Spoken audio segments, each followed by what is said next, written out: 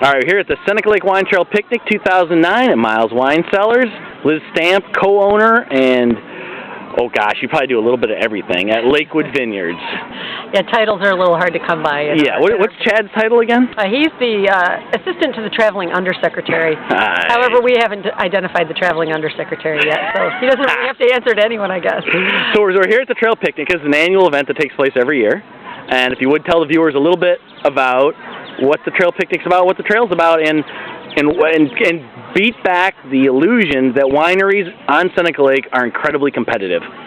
No, I mean, when you open a winery, you're competitive with the world. But as far as a community, this is a wonderful business community to be part of. We have been, we've been open since 1989. There were about 12 wineries on the lake, part of an association then. Now it's about fourfold, 4 times that many, but it's always been a group that really has a number of people that can look at the greater good and work together to do things that benefit everybody. And as far as doing things that benefit your own business, then you got to do that back at home. But as far as our association and the things that we do, we look at things that are best for the majority.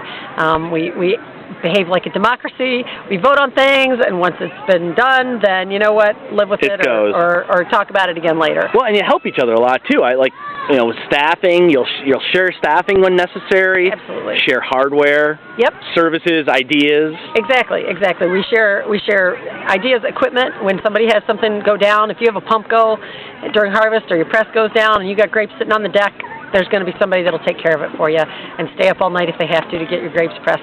So none of us feel like we would benefit from somebody else having hardship in their business, and we don't ever strive to help that happen. We always want to help each other. We started as a group that just put out a brochure together, and then we started doing events back in 1991, and we've had a lot of fun with that, and we've had a lot of fun with our customers because we do the events, and they look forward to it. It's a good way for them to come to Seneca Lake to visit and sample a whole bunch of different wineries over a 2 to 2.5 day period, and basically just see where they have had things that they like and places that they definitely want to go back and spend more time another time, and then hopefully come back and see us and become regular visitors. Well, let's talk about, since we're on the topic of events, we've got one coming up in November and then December. Why don't you touch on, if you would, Deck the Halls weekend? Well, Deck the Halls has been around since 1992, and that was actually my idea because I thought that it sounded really neat to get a grapevine wreath and go around the trail, which had 12 members at that point, and get an ornament from each member. And my husband, who is a brilliant winemaker, thought that was the dumbest thing he'd ever heard. But brilliant winemaker, not so much a marketeer, maybe. The other people that were working on events for the wine trail, which didn't include that particular winemaker, thought we'd try it. We expected maybe 300 people, which was far more than we'd had for our other 2 events we'd had before. And we had the phone ringing off the hook, and 708 people showed up the first year. And we ran out of everything, and everybody still had a smile all day long, had a great time, and we had a big packaging party. We sent them all their wreaths and their ornaments, and they got a nice package in the mail of all the things that we didn't have ready for them that weekend. And it was a blast, and many of those people still come back to this day and come to that event. It's just really fun. It's a neat sampler. Holiday foods, you get a recipe book. It's awesome. Well, the events, I think, a lot of folks who maybe have not been on an event don't realize it's a really great opportunity to safely try a lot of different wines at a lot of different wineries.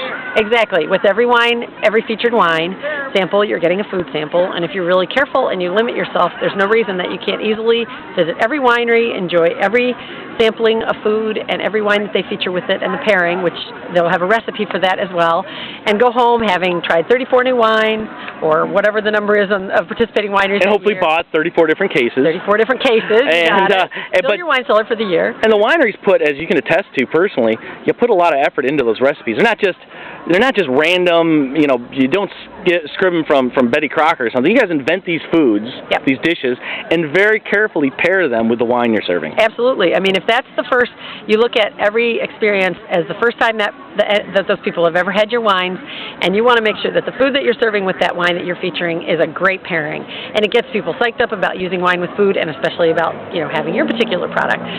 Everybody's doing that, so it's neat. I mean, I look at the recipe books every year, and I always find ideas of things that I'm going to use for the holidays and in other times. All right, Liz Stamp, Lakewood Vineyards.